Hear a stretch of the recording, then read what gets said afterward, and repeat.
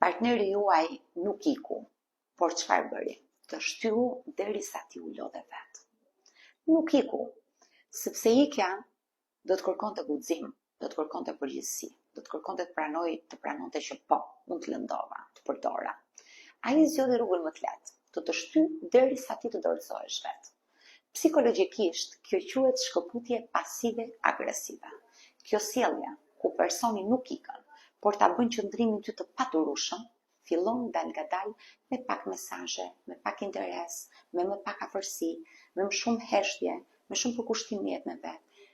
Jo mjaftueshëm sa të bjerë në sy me njëherë apo sa të ikësh me njëherë, por mjaftueshëm sa ti të fillosh të dyshosh te vetja. Dhe kjo është pjesa më e rëndë, sepse dhimbja nuk vjen nga ikja e një personi, vjen nga konfuzioni që t'jep çdo ditë. Truri jot çdo ditë pyet, po ndryshoj unë, po e teproj unë, duhet të duroj më shumë, ndërkohë ai po shkarkon fajin e tij. Kur në fundi ai ti ikën e raskapitur, ikën e dyshuar në intuitën tënde. Ikën dhe ai deli pastër. Unë nuk e largova, thot. Ti zgjodhe të ikësh. Jo, ti zgjodhe të mbrosh veten.